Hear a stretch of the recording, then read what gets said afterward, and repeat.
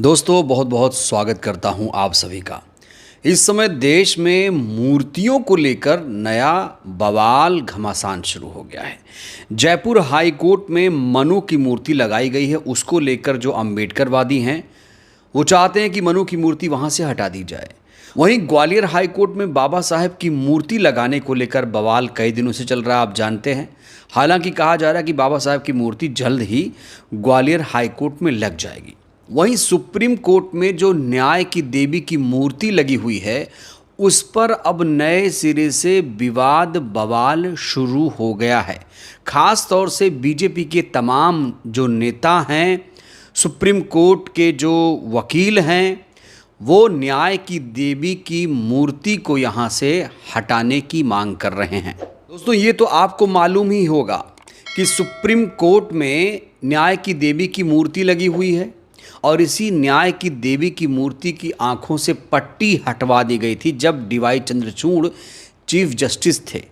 न्याय की देवी के बाएं हाथ में तलवार थी और दाएं हाथ में तराजू था। न्याय की देवी के बाएं हाथ में जो तलवार था उसकी जगह पर संविधान थमा दिया गया था। और जो नए सीजेआई बीआर गवई हैं उन्होंने हाल ही में न्याय की देवी की मूर्ति की आंखों से जो पट्टी हटी थी फिर से वो पट्टी लगवा दी थी। जब न्याय की देवी की मूर्ति की आंखों से पट्टी हटाई गई थी तब डीवाई चंद्रचूड़ ने कहा था, पूर्व सीजेआई ने कहा था कि पहले कानून अंधा था। आपने कई सारी फिल्में भी देखी होंगी जिसमें न्याय की देवी की मूर्ति की आंखों पर पट्टी बंधी रहती थी और जब ये पट्टी हटाई गई तो डीवाई चंद्रचूड़ ने कहा था कि कानून अंधा नहीं है। लेकिन बीआर गवई ने पूर्व चीफ जस्टिस डीवाई चंद्रचूड़ के उस फैसले को पलट दिया। जब डीवाई चंद्रचूड़ ने हाल ही में इसको लेकर फैसला सुनाया कि पट्टी फिर से आंखों पर लगा दी जाए तो उन्होंने इसको लेकर तर्क दलील दी थी कि जो न्याय की देवी की मूर्ति है उसकी आंखों पर अगर पट्टी बंधी रहेगी तो ये निष्पक्ष न्याय का प्रतीक माना जाएगा। यानी गवई साहब ने इस मूर्ति को उसी स्वरूप में कर दिया था जिस स्वरूप में ये मूर्ति पहले से थी। लेकिन अब इस मूर्ति को हटाने की ही मांग की जा रही है और इस मूर्ति की जगह भारतीय मूर्ति लगाए जाने की मांग की जा रही है।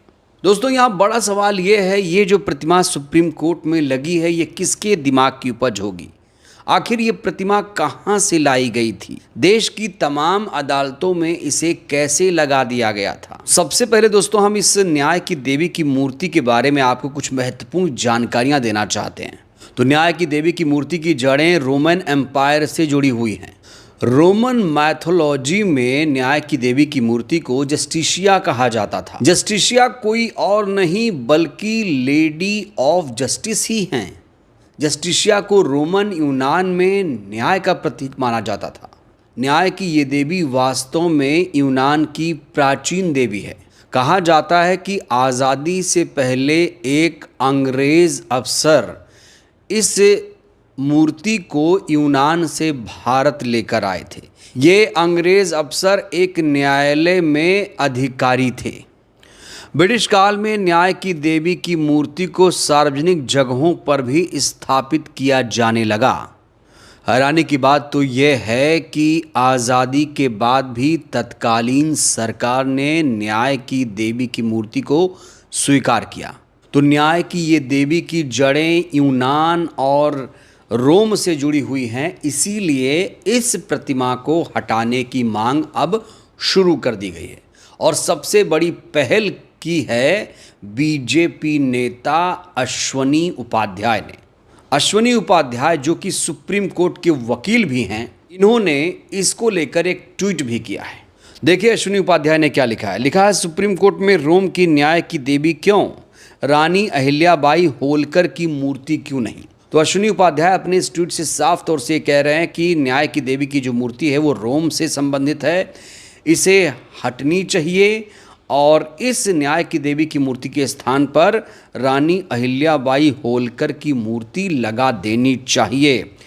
हालांकि इस समय सिर्फ रानी अहिल्याबाई होलकर की मूर्ति की बात नहीं हो रही है, जहां एक तरफ अश्विनी उपाध्याय रानी अहिल्याबाई होलकर की मूर्ति लगाने की मांग कर रहे हैं, तो वहीं पर बहुत सारे लोग जो बीजेपी के ही समर्थक हैं वो लोग झांसी की रानी लक्ष्मीबाई की मूर्ति कोई कह रहा है, कोई कह रहा है कि माता सरस्वती की मूर्ति लगा दो, कोई कह रहा है न्याय के देवता शनि देव की मूर्ति लगा दी जाए, और कोई कह रहा है राजा विक्रमादित्य की होनी चाहिए, उससे बड़ा न्यायी कोई नहीं है।